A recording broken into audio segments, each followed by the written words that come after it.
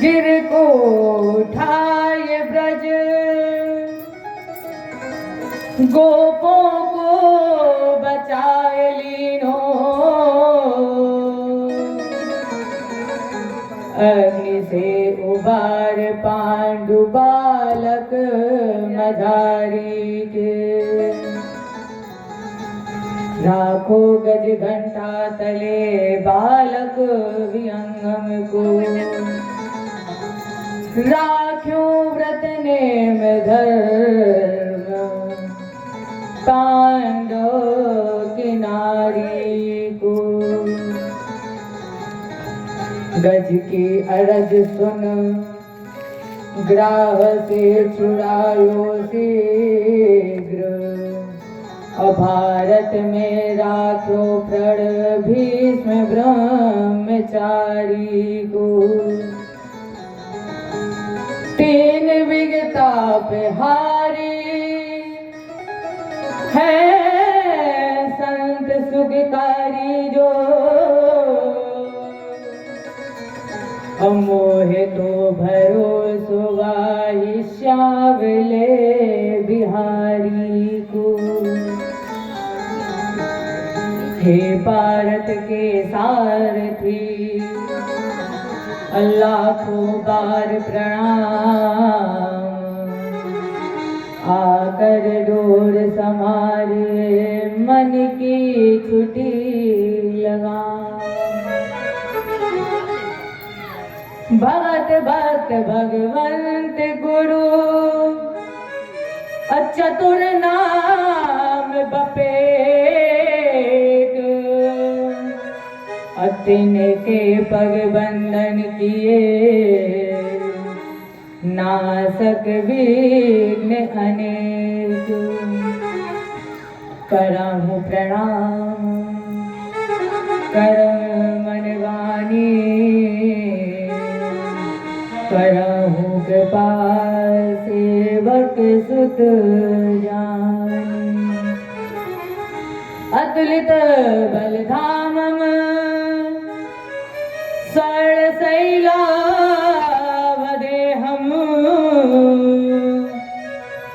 धनुजवन कृशानं ज्ञानी नाम गृगणम् सकल गुण निधानम् वानराणाम दीशम् रघुपत प्रिय भक्तम् बात जातम नमामि रघुपत प्रिय भक्तम बात जातम नमामि।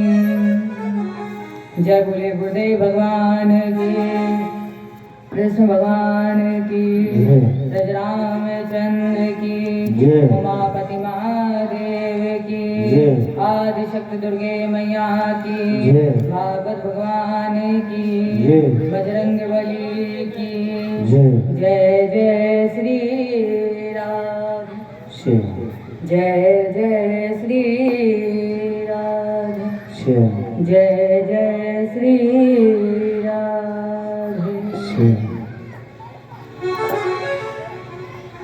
सर्वप्रथम श्री गुरु गोविंद के चरणों में नमन नमस्कार और आशीर्वाद की कामना की इस मुखार बिंद से हम और आप आशीर्वाद प्राप्त करके श्रीमद् भागवत कथा को श्रवण करें और श्रवण कराएं।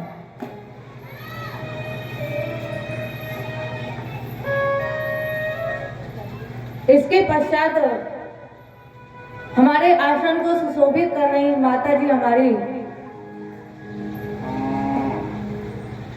और जहां तक शोभा यात्रा पहुंची है, जिन जिन मंदिरों में नहीं जा पाई उन सभी देवी देवताओं का आवाहन, क्योंकि श्रीमद् भागवत कथा हमें बड़े भाग्य से मिलती है सुनने को। हम लोग बड़े भाग्यशाली हैं कि ये जो श्रीमद् भागवत की कथा देवताओं को जो दुर्लभ है वो हमें और आपको ठाकुर जी की कृपा से सुलभ हो रही है।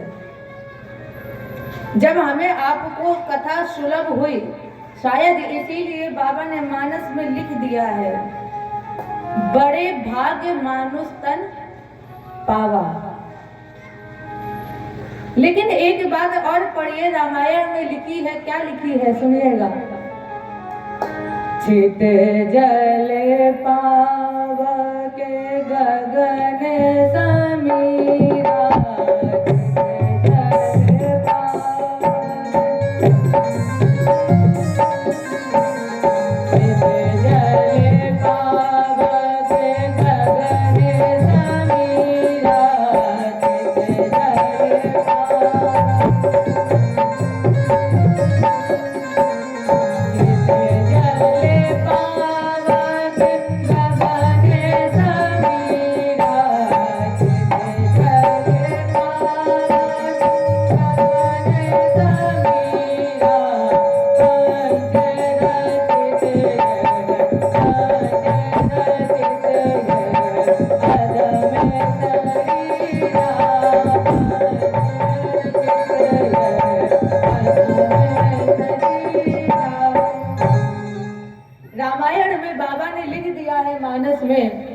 छितजल पावक गगन समीरा, पंच रचित यह अधम शरीरा।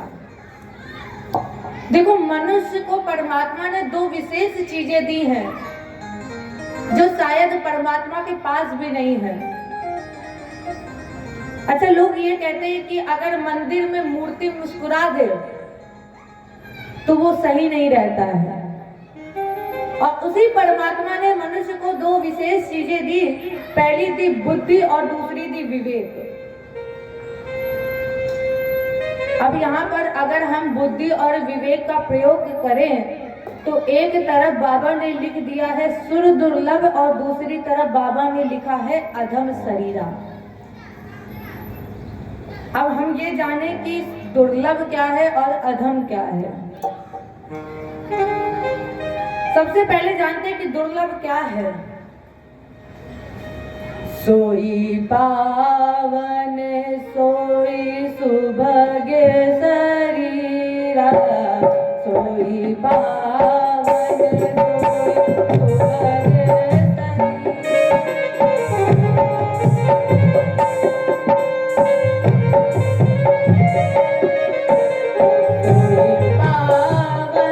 सोई सुभगे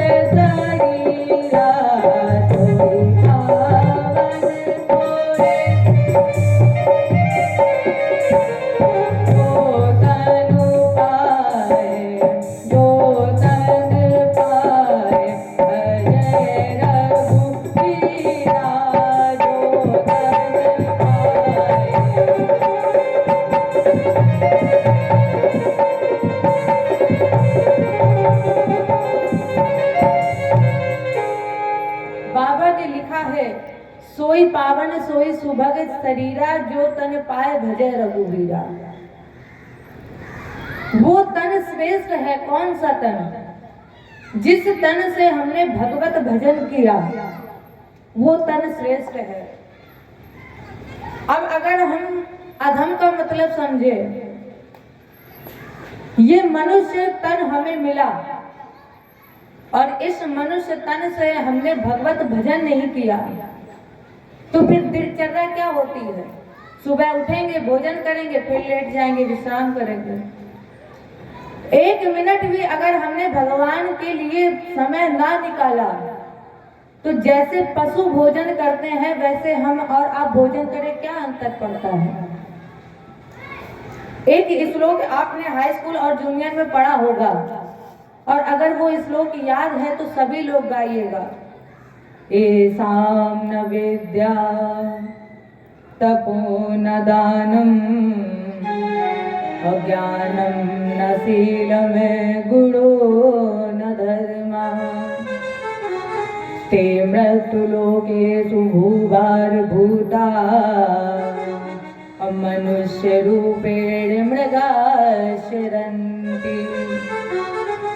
अब जिन्हें ये श्लोक याद है तो उन्हें अर्थ भी पता होगा, और अगर नहीं पता है फिर भी हम आपको बता दे रहे हैं। येषां न विद्या ये तन मनुष्य मिला और इसमें तप नहीं, विद्या नहीं, विवेक नहीं, बुद्धि नहीं, तो क्या ये मनुष्य का तन मनुष्य का है? चलिए इसको और सरल कर दिया जाए। बाबा ने लिखा है, कूकर सूकर करत है, खान पान रस भोग, तुलसी व्रथा न खोइए, यह तन भजने योग्य।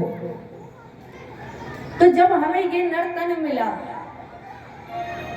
क्योंकि नर तन अभी आपको बताया कि बड़े भाग्य से मिलता है, और जब ये नर तन हमें बड़े भाग्य से मिलता है और जब ये हमें मिल गया, तो इस तन को हम भगवत भजन में लगाएं।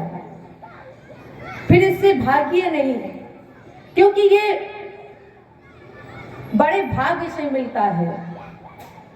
तो चलिए हम सभी लोग, जब ये नर्तन हमें मिला, ये सौभाग्य मिला भागवत कथा सुनने का, तो सभी माताएं इस सौभाग्य को जल्दी से जल्दी प्राप्त करें, क्योंकि ये सौभाग्य हर किसी के बस में नहीं होता है।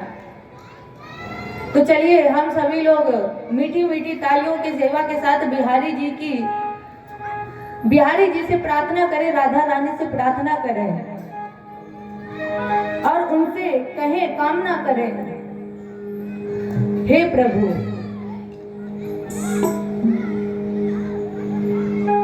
तेरी गलियों का हुआ आशिक, तू एक नगीना है। सभी लोग हाथ जोड़ के मीठी मीठी तालियों की सेवा के साथ कहें बिहारी जी से, तेरी गलियों का हुआ जिक्र, तो एक नगीना है।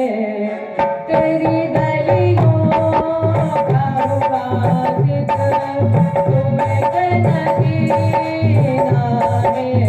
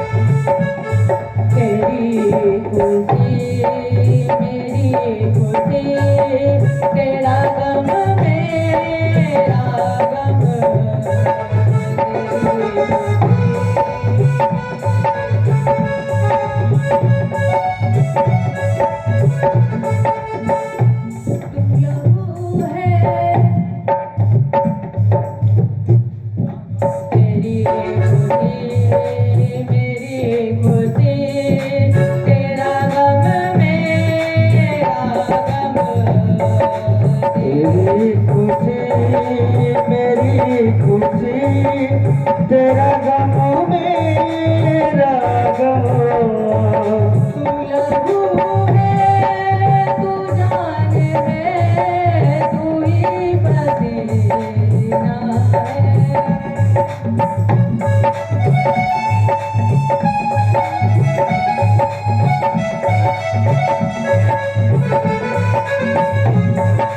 तेरी गलियों का हुआ जिक्र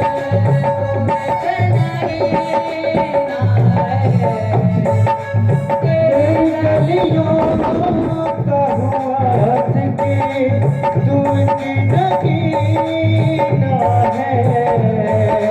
तेरी गलियों का हुआ जिक्र तू एक नगीना है। तेरी गलियों का हुआ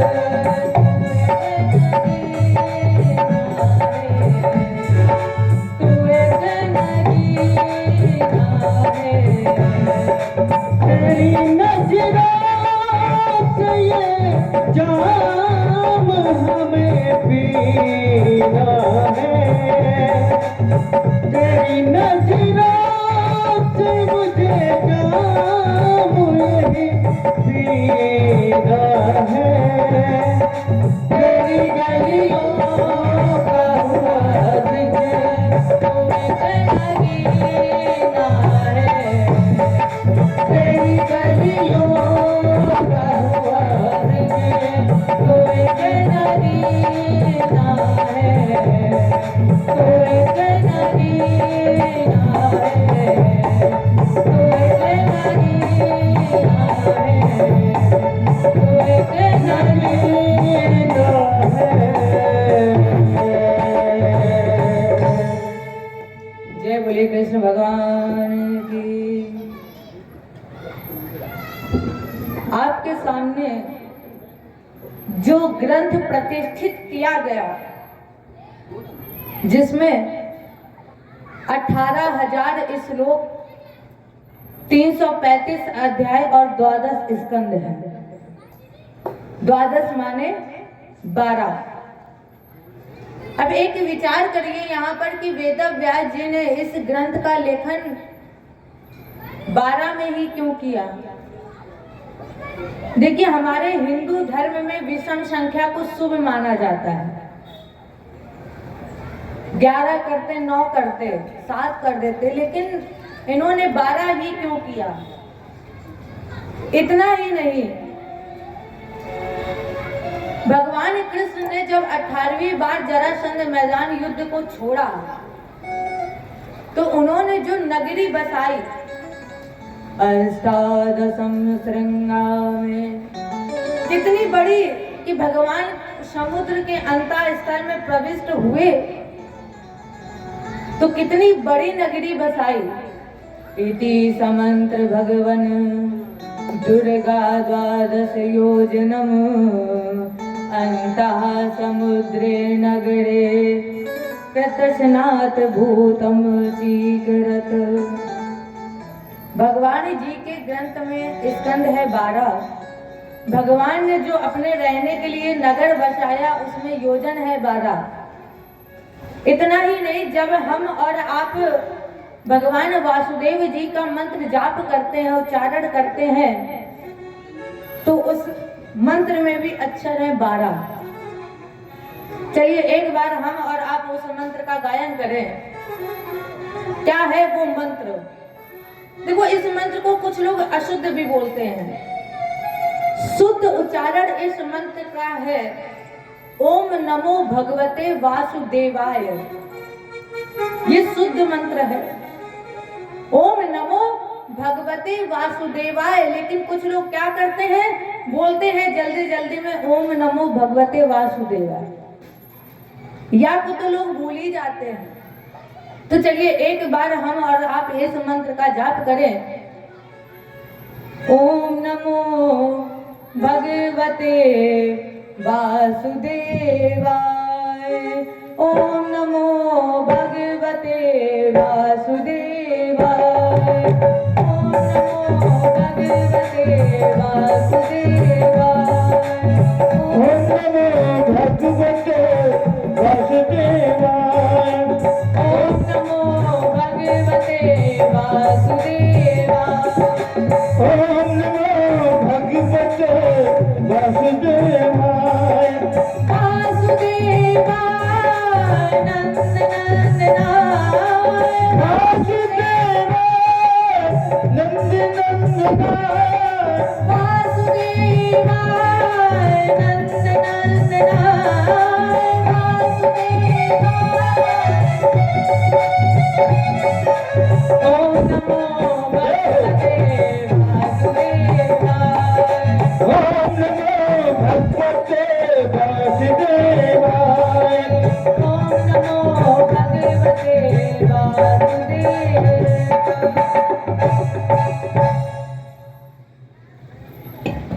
तो 12 अक्षर इस मंत्र में। भागवत में स्कंद है 12 और द्वारिका में योजन है 12। हमारा आपका मानना ये है कि इस शरीर में जो अंग है ये भी 12 ही है। कैसे? 5 ज्ञानेंद्रिय, 5 कर्मेंद्रिय, 1 मन और 1 बुद्धि। अब इसको जोड़ा जाए तो कितने बनेंगे? 12। और इस शरीर से अगर किसी एक को भी अलग कर दिया जाए तो क्या ये शरीर काम का होगा? ये शरीर इसी तरह हमारे शरीर में जो इस एक को भी अलग करने से कुछ नहीं बचेगा, इसी तरह हमारे परमात्मा है। अगर हम इस नर तन से परमात्मा को अलग कर देंगे तो इस शरीर में तब भी कुछ नहीं बचेगा। सबसे बड़ी बात एक बात और है कि अगर जीवन में भागवत जी का दर्शन हो जाए, भगवान का दर्शन हो जाए, वो जीवन सबसे ज्यादा सुलभ है। 335 अध्याय। अब इस 335 को जोड़ा जाए, 3 3 5, 3 3 6 5 11। और अगर एक और एक को जोड़े तो प्यारे, जब हम एक और एक को मिलाएंगे तो एक ही बनेगा। कैसे? जैसे एक गिलास में हमने लिया दूध और दूसरे गिलास में हमने लिए चीनी, और अगर दूध और चीनी को हम मिला दें तो वो चीनी तो दूध में घुल जाएगी। अब अगर आप दूध और चीनी को अलग करना चाहे तो क्या चीनी दूध अलग होगी? नहीं होगी। इसी तरह एक है हम, एक है वो। तो जब हम एक और उनमें मिल जाएंगे तो फिर कहीं ढूंढने की जरूरत नहीं पड़ेगी। लोग ये कहते हैं कि हमें परमात्मा मिलते नहीं है, क्योंकि हम लोग परमात्मा को बुलाते ही नहीं हैं। हम लोग जब परमात्मा में मिल जाएंगे तो फिर परमात्मा को दर दर ढूंढने की जरूरत नहीं पड़ेगी, परमात्मा खुद आपके सामने आएंगे। तो 335 अध्याय। अब इसमें एक चीज और है, 18,000 ब्रह्म, 8 माया है और एक ब्रह्म है। जब माया और ब्रह्म को जोड़ देंगे तब बनेगा 9, माने हमें और आपको पूर्णता ही तो प्रदान करनी है। माने हमें आपको केवल परमात्मा को ही तो प्राप्त करना, यही तो हमारा लक्ष्य है। इसलिए शायद बाबा ने लिखा है, बिन जाने ना होय प्रतीत, बिना प्रतीत होय नहीं प्रीति, और बिना प्रीत ना भक्त तड़ाई, और जिन खगपत जल चित कीना। भागवत है क्या? भागवत का पहला मतलब है भाग्यवश, प्रथम श्रेणी का भक्त। और जब प्रथम श्रेणी के भक्त बन जाओगे, भाग्यवश हमें भागवत मिलती है, तो जब हमें भाग्यवश मिलती है तो क्यों ना इस भाग्य को हम समय से निकाल के कथा सुने। तो जब हमें मिली भाग्यवश, तो इसीलिए शायद कहा गया है, तोरा मन दर्पण कहला, थोड़ा मन दर्पण कहला, तोरा मन दर्पण कहला, तेरा मन दर्पण कहलाए, हो तेरा मन दर्पण कहला। भले बुरे सारे परिवार को, भले बुरे सारे परिवार को देखे दिखाए, दूर मन दर्पण कहलाए, हो तेरा मन दर्पण कहलाए।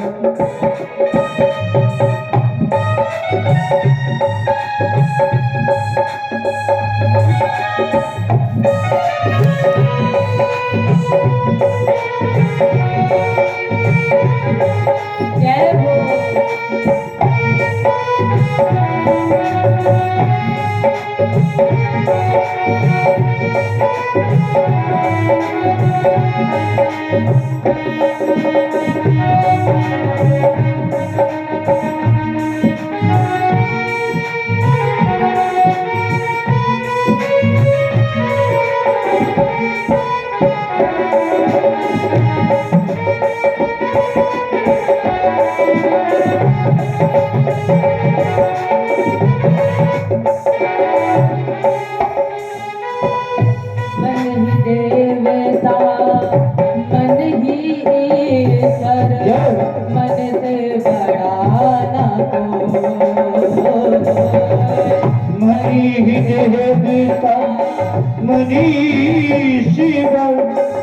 मन से बड़ा अनुकूल,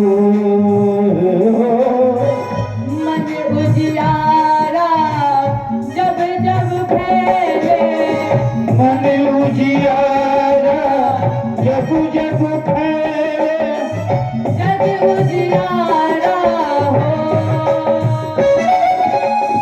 इस उजले दर पर तारी, इस उजले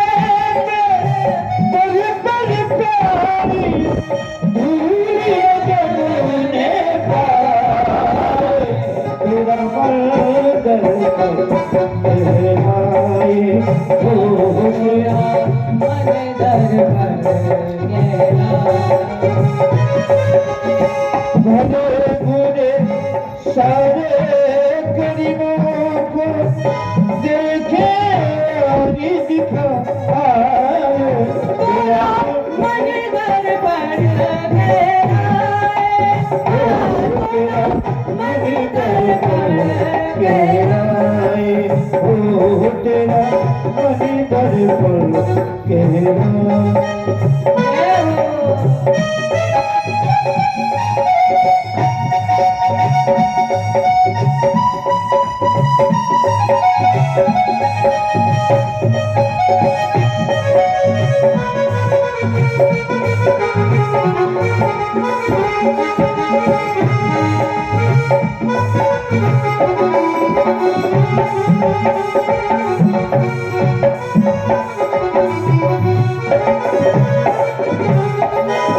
सुख की कलियां दुख के काटे मन सबका आधार।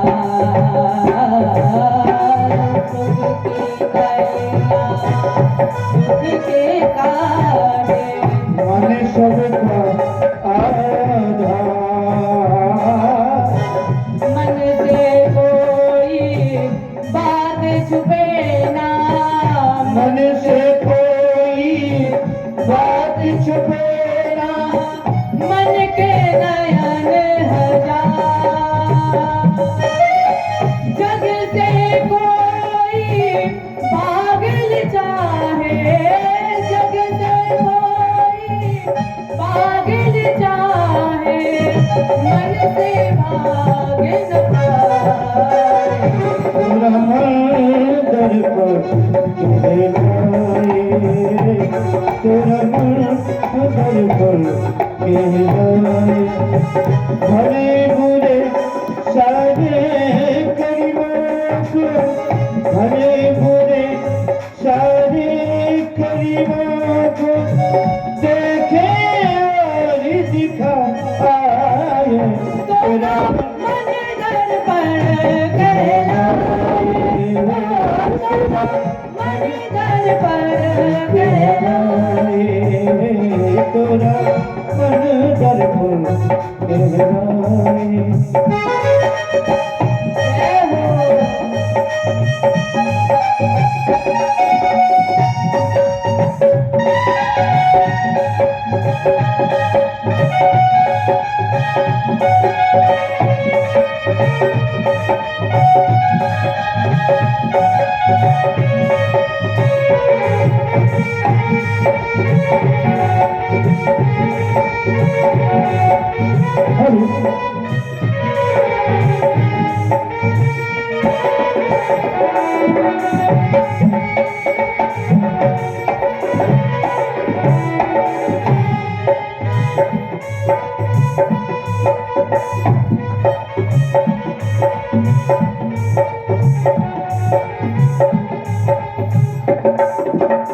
धन ही दौलत घर की छाया, मन का धन अनमोल।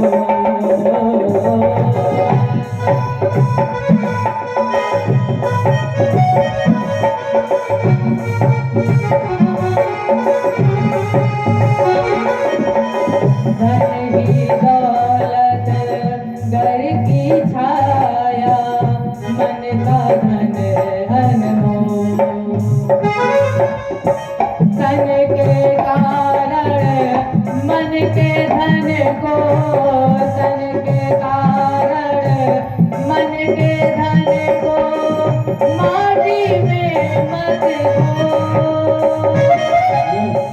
मन की कदर बुलाने वाले, मन की कदर बुलाने वाले, हीरा जन्म गवाए। तोरा मन दर्पण कहलाए, तोरा मन दर्पण कहलाए। तोरा मन दर्पण कहलाए। भले बुरे सारे करीबों को, भले बुरे सारे करीबों को देखे और दिखाए। तोरा मन दर्पण कहलाए, तोरा मन दर्पण कहलाए। तोरा मन दर्पण कहलाए।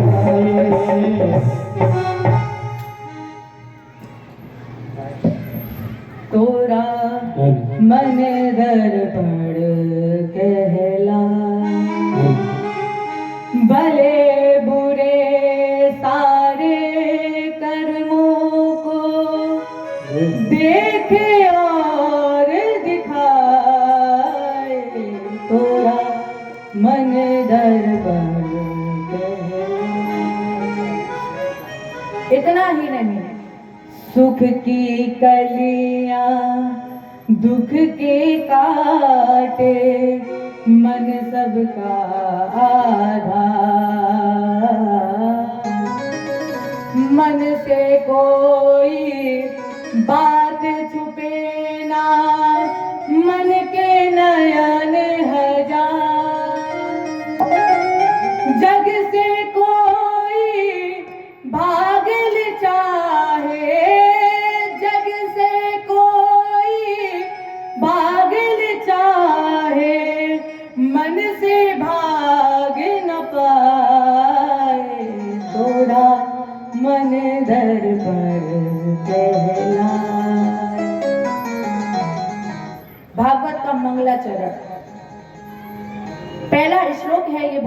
का।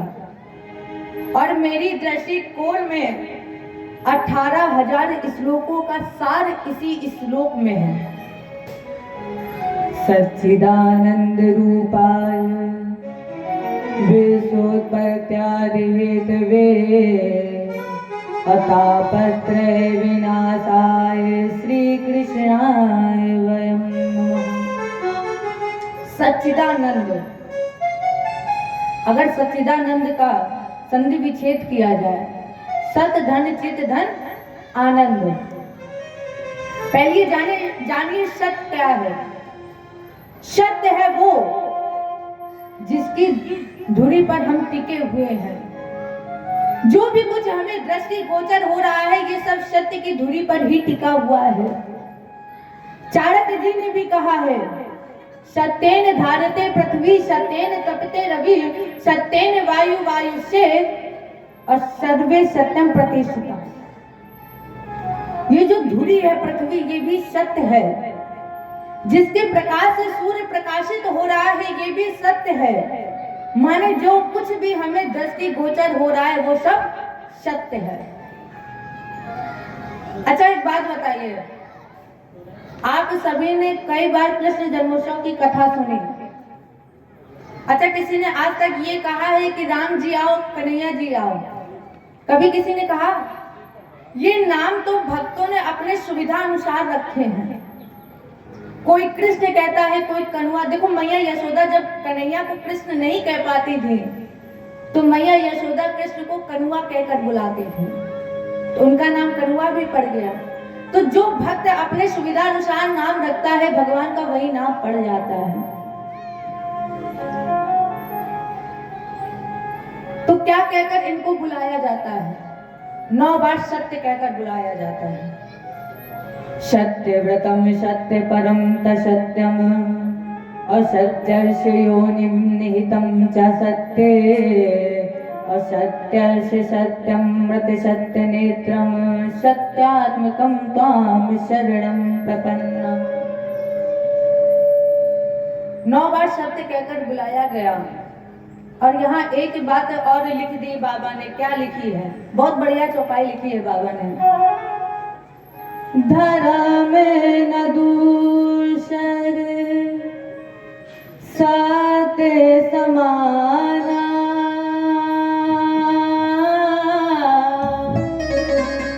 आगम निगम पुराण बखाना। राम सिया राम, सिया राम जय जय राम। राम सिया राम, सिया राम जय जय राम।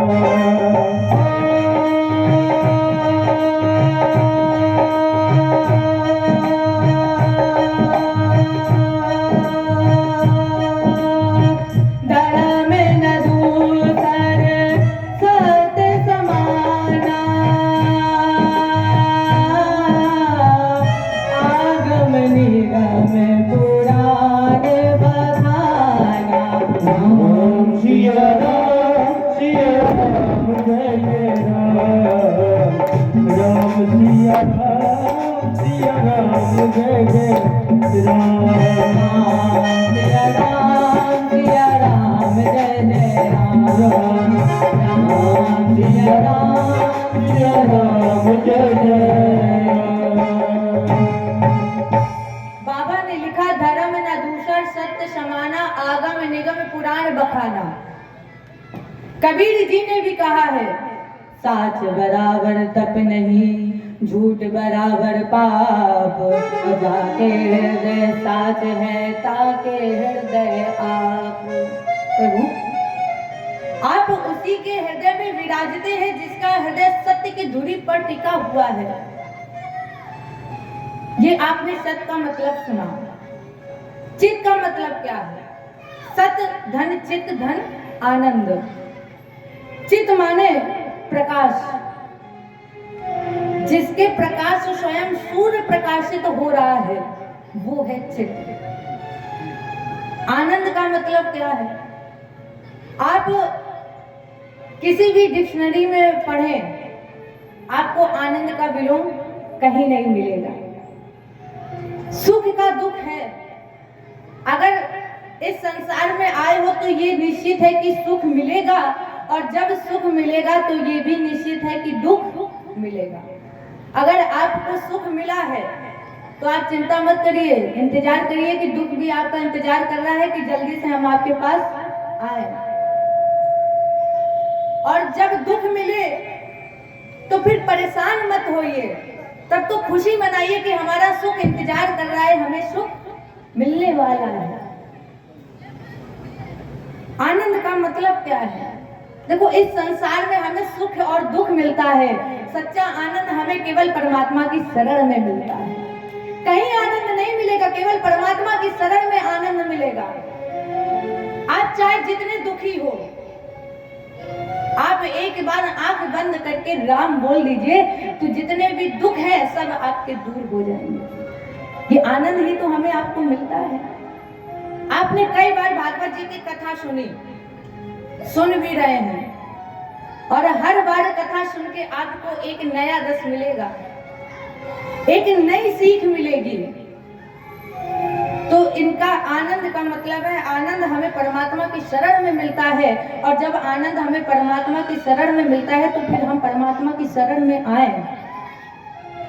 सच्चिदानंद रूपाय विश्वोत्पत्त्यादि हेतवे, उसके नाम में 3 वाक्य हैं, तो साकार इसके 3 रूप भी हैं, सत चित आनंद। और जब इनके 3 रूप हैं तो फिर इनके 3 स्वरूप भी हैं, ब्रह्मा, विष्णु और महेश। परिणाम स्वरूप 3 प्रकार की माया है, माया, योग माया और महामाया। माया है ब्रह्मा जी के पास सृष्टि का निर्माण, महामाया है भगवान विष्णु जी के पास पालन, और योग माया है हमारे भोलेनाथ जी के पास उपसंहार। कितनी देर में होता है उपसंहार? इनकी पलक, आंख से पलक उठती है उतनी ही देर में निर्माण, और पलक इतनी देर में जब झपकती है उतनी देर में ही संहार। विश्वोत्पत्त्यादि हेतवे, ये विश्व की उत्पत्ति 3 प्रकार के काम भी करता है, विश्व की उत्पत्ति, पालन और संहार। अब जब ये 3 प्रकार के काम भी करता है तो फिर तापत्रय विनाशाय, 3 प्रकार के तापों का विनाश करता है। कौन से 3 प्रकार के ताप? दैहिक, दैविक और भौतिक। इन 3 तापों का विनाश करने वाले श्री, देखो वैसे तो श्री के अनेक अर्थ हैं, लक्ष्मी जी है, न जाने कितने अर्थ हैं श्री के, लेकिन यहाँ पर जो श्री का अर्थ लगाया गया है, यहाँ पर श्री का अर्थ हमारी राधा जी से ही है। आपने सुना होगा, राधा तू भर भागनी, कौन तपस्या की, 3 लोक तारण तरन, तो तेरे आधीन। वृंदावन के वृक्ष को मरम न जाने कोई, और जहाँ डाल डाल और पात पात से श्री राधे राधे। राधा रानी कण कण में है, इसलिए कहा गया है राधा मोरी स्वामिनी, और मैं राधे जुगदास, और जन्म जन्म मोहे दीजियो श्री वृंदावन वास। इसलिए राधा रानी। देखिए, हमें आपका नहीं पता है, हम आपका नहीं जानते कि आप वृंदावन में जाना चाहते हो, रहना चाहते हो, नहीं चाहते हो, ये आप लोग जानते हैं। पैसे नहीं, वो अगर आप इच्छा बना लोगे तो परमात्मा आपको वृंदावन जाने के लिए वो धन भी देगा। अगर आपके मन में श्रद्धा है कि हमें वृंदावन जाना है, और एक बार आपके दिमाग में चढ़ जाए कि हमें जाना है, तो फिर कोई रोक नहीं सकता है। हमें आपका नहीं पता कि आप बसना चाहते हो, वृंदावन नहीं चाहते, लेकिन हम चाहते हैं बिहारी जी से कि हमें इतना काबिल बना दे कि हम ये शहर छोड़कर हम सीधे वृंदावन में राधा रानी के बिहारी जी के चरणों में जाएं। इसलिए राधा रानी से कहिएगा, सुन बरसाने वाली, क्योंकि जब तक राधा रानी खुश नहीं होंगी तब तक बिहारी जी भी खुश नहीं होंगे। बिहारी जी ने कहा है, भगवान ने कहा है कि अगर हमको पाना है तो सबसे पहले राधा रानी को खुश करो तो बिहारी जी अपने आप ही मिलेंगे। तो दोनों हाथ उठा के मीठी मीठी तालियों की सेवा के साथ कहिएगा, सुन बरसाने वाली गुलाम तेरो बनवारी, सुन बरसाने वाली सुन बरसाने वाली गुलाम तेरो बनवारी, सुन बरसाने वाली गुलाम तेरो बनवारी, सुन बरसाने वाली गुलाम तेरो बनवारी, सुन बरसाने वाली गुलाम तेरो बनवारी, बनवारी रे गिरधारी रे, बनवारी रे गिरधारी रे, बनवारी रे गिरधारी रे, बनवारी रे गिरधारी रे, सुन बरसाने वाले गुलाम तेरो बनवारी, सुन बरसाने वाली गुलाम तेरो बनवारी।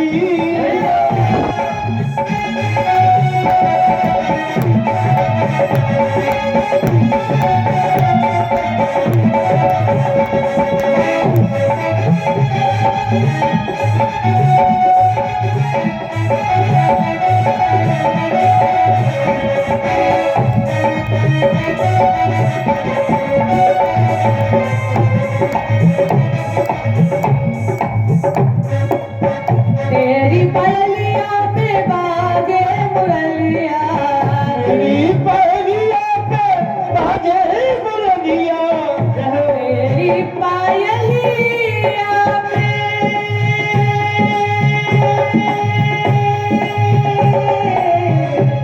पायलिया पे पायलिया पे,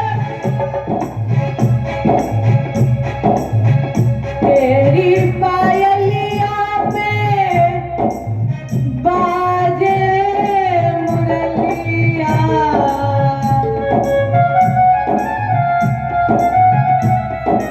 बाजे मुरलिया, बाजे मुरलिया, बाजे मुरलिया, बाजे मुरलिया, तेरी पायलिया पे बाजे मुरलिया, तेरी पायलिया पे बाजे मुरलिया, छमे छमे नाचे गिरधारी, छमे छमे नाचे गिरधारी, गुलाम तेरो बनवारी,